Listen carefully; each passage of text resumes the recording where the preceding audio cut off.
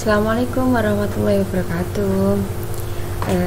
Halo semuanya anak-anak, semoga kita dalam keadaan sehat walafiat. Oke, materi hari ini masih sama dengan minggu kemarin, yaitu mengenai algoritma.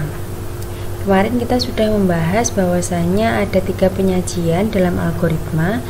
Yang pertama ada bahasa natural atau biasa disebut dengan natural language. Yang kedua adalah flowchart, dan yang ketiga adalah pseudocode. Nah, kali ini kita akan membahas tentang penyajian yang kedua, yaitu mengenai flowchart. Apa sih flowchart itu? Flowchart biasa disebut juga dengan diagram alir, yaitu penulisan algoritma dengan menggunakan notasi grafis. Flowchart merupakan gambar atau bagan yang memperlihatkan urutan atau langkah-langkah dari suatu program dan hubungan antar proses beserta pernyataannya. Nah, gambaran ini dinyatakan dengan simbol. Dengan demikian, setiap simbol menggambarkan sebuah proses tertentu, sedangkan di antara proses-proses tersebut saling dihubungkan dengan garis penghubung. Nah, di sini ada gambar atau simbol-simbol yang biasa digunakan dalam penyajian flowchart. Jadi, dalam penyajian flowchart itu harus diawali dengan terminal point. Jadi kalau kemarin kita bahas bahasa natural atau natural language, dia harus diawali dengan kata mulai dan diakhiri dengan kata selesai atau end. Nah, sama kalau flowchart itu diawali dengan bagan atau simbolnya terminal point dan diakhiri dengan terminal point juga. Nah, di sini ada juga input. Jadi gambar jajar genjang ini berarti input atau biasa atau output juga. Nah, kalau untuk persegi panjang biasanya digunakan untuk processing atau sebuah proses. Selanjutnya ada ini, gambar ini adalah preparation. Jadi untuk memberikan nilai awal variabel, menyiapkan menyimpan di dalam storage biasanya menggunakan kode program. Nah, ini belah ketupat dia digunakan sebagai decision atau sebuah keputusan. Keterangannya ini untuk memilih proses atau keputusan berdasarkan kondisi yang ada. Terus kemudian selanjutnya ada simbol proses terdefinisi. Ini digunakan untuk menunjukkan pelaksanaan suatu bagian prosedur. Dengan kata lain, prosedur yang terinformasi di sini belum detail dan akan dirinci di tempat lain. Nah, ini simbol arus, yaitu untuk menghubungkan antara simbol yang satu dengan simbol yang lain. Simbol ini juga berfungsi untuk menunjukkan garis alir dari proses. Selanjutnya ada gambar lingkaran, ini konektor atau on page. Ini untuk menyederhanakan hubungan antar simbol yang letaknya berjauhan atau rumit bila dihubungkan dengan garis dalam satu halaman. Gambar yang terakhir adalah konektor atau off page. Ini sama seperti on page, untuk menghubungkan simbol dalam halaman berbeda. Label dari simbol ini dapat menggunakan huruf atau angka. Nah, struktur flowchart. Jadi struktur flowchart itu sendiri memiliki 3 bagian. Ada struktur urut, kemudian struktur percabangan, dan struktur perulangan. Oke, baik, kita bahas untuk yang pertama dulu, yaitu struktur urut. Struktur urut ini merupakan sebuah runtutan yang terdiri atas satu atau lebih instruksi.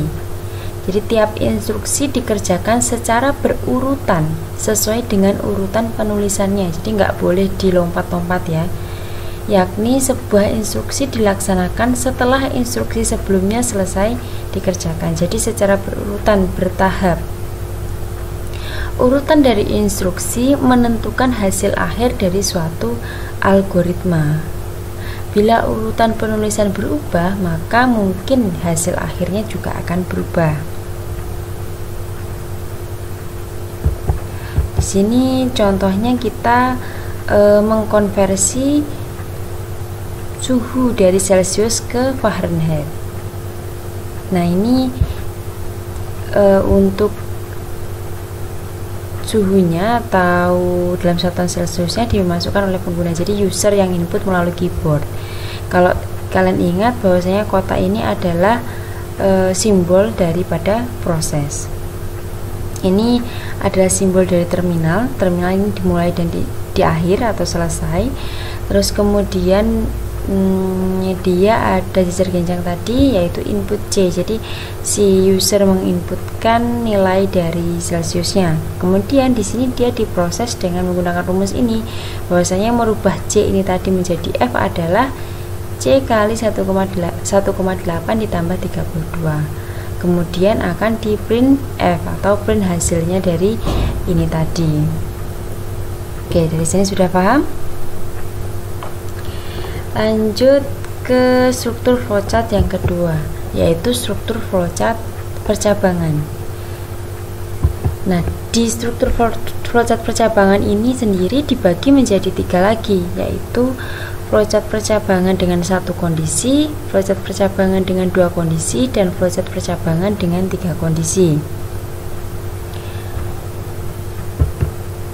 Percabangan 1 kondisi sesuai dengan judul ya, artinya dia hanya memiliki 1 ekspresi kondisi.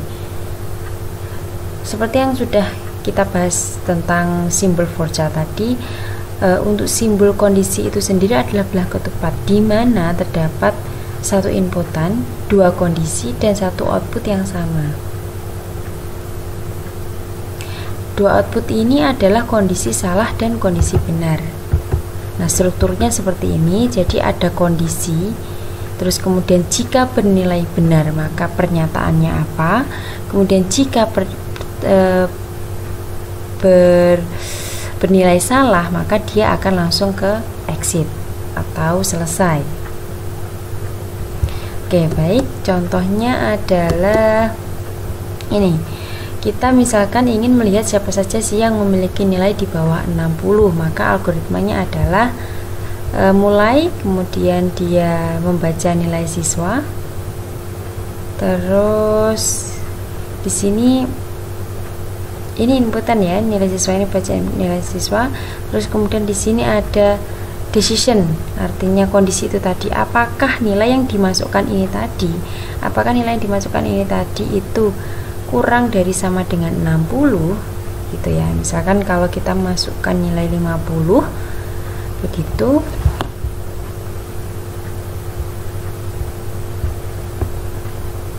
oke, jadi jika kita masukkan nilai 50 di sini ya kan, berarti kan dia kondisinya apakah nilai siswa kurang dari sama dengan 60? Jawabannya adalah iya, maka dia masuk kepada kondisi siswa dinyatakan gagal. Kalau kita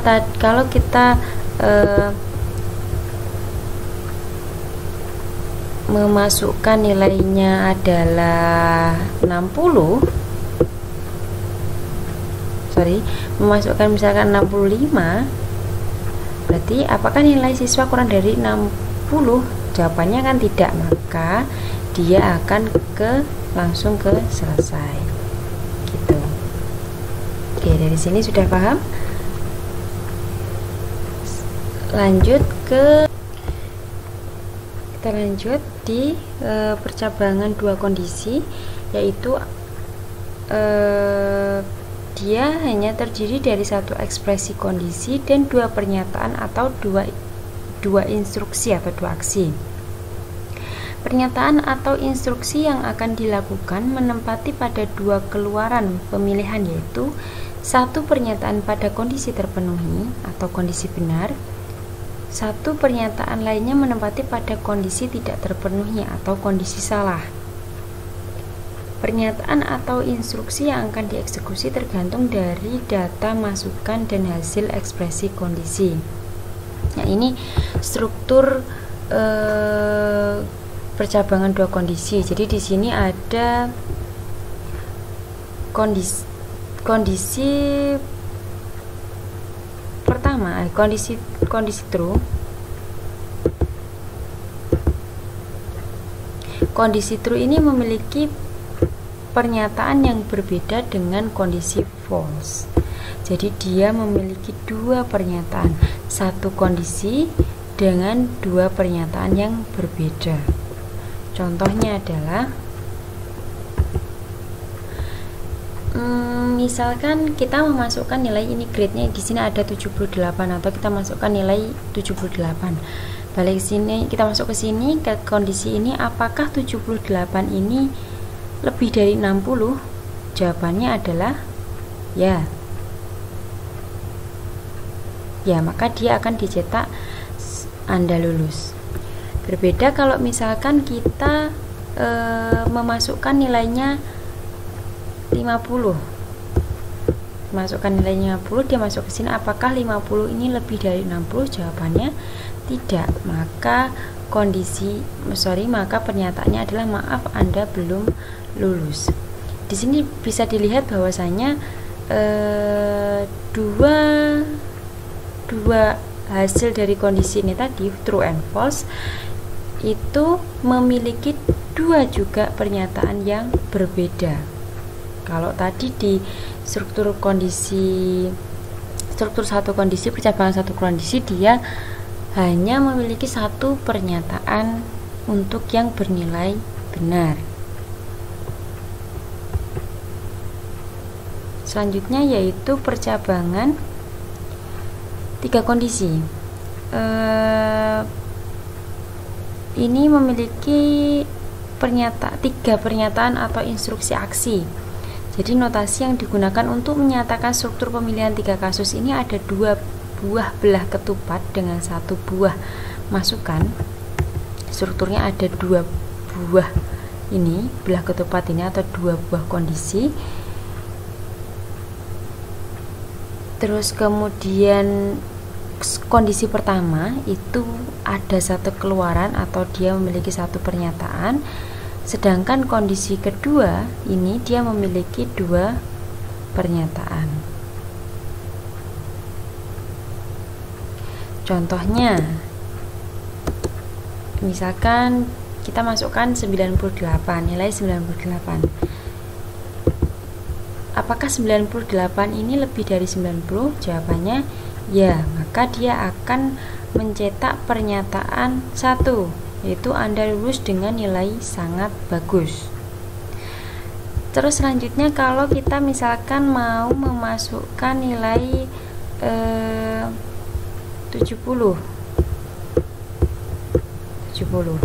Di sini ganti 70, apakah 70 lebih dari 90? Jawabannya tidak. Dia ketika di sini dia akan diproses lagi ke kondisi kedua.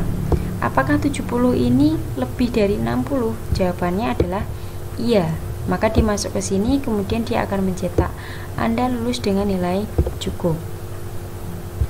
Beda lagi kalau misalkan kita masukkan nilai 50 masuk ke sini dulu, apakah 50 ini lebih dari 90? Jawabannya tidak. Masuk ke kondisi kedua, apakah 50 lebih dari 60? Jawabannya tidak, maka dia akan mencetak pernyataan ketiga, yaitu maaf, Anda belum lulus.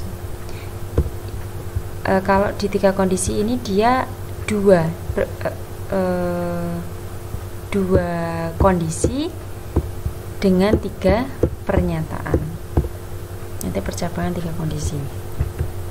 Lanjut untuk struktur perulangan. Jadi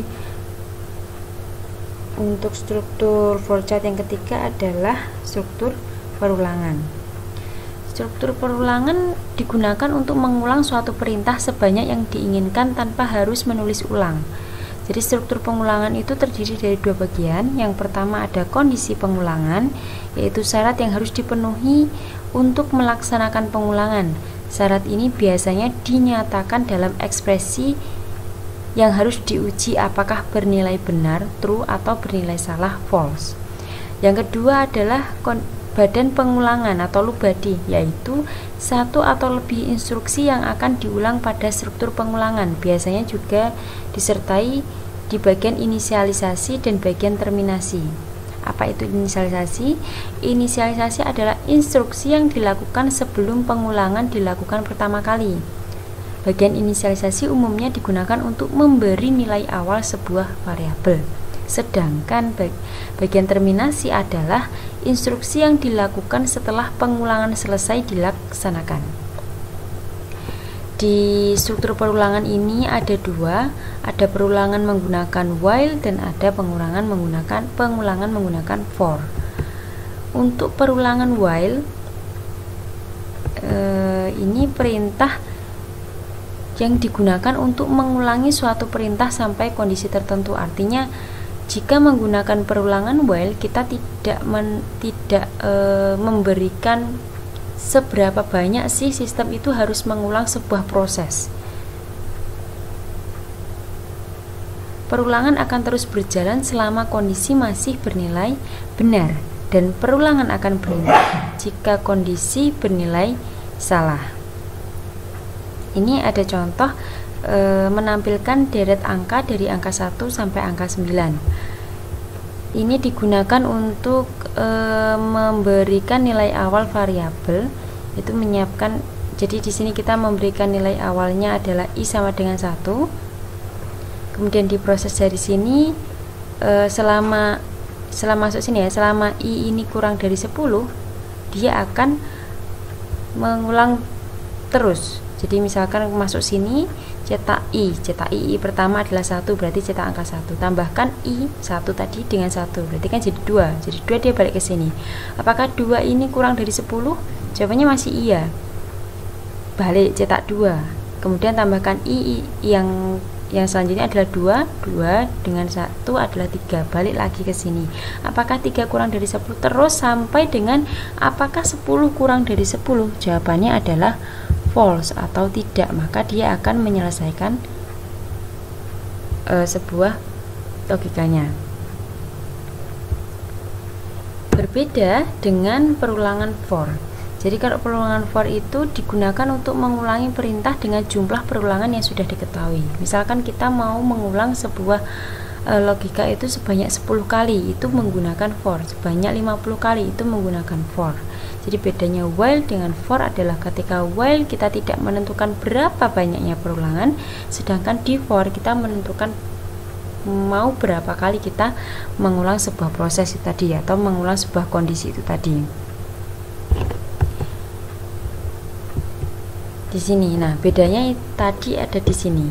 Kalau di atas tadi inisialisasinya hanya i sama dengan 1. Kalau di for dia diinisialisasi ada i sama dengan 1 dan i kurang dari 10. Jadi inisialisasinya dia sudah ditentukan bahwasanya i kurang dari 10. Oke, cukup sekian dulu materi kali ini. Jika ada pertanyaan silahkan dituliskan di komen. Terima kasih atas perhatiannya. Wassalamualaikum warahmatullahi wabarakatuh.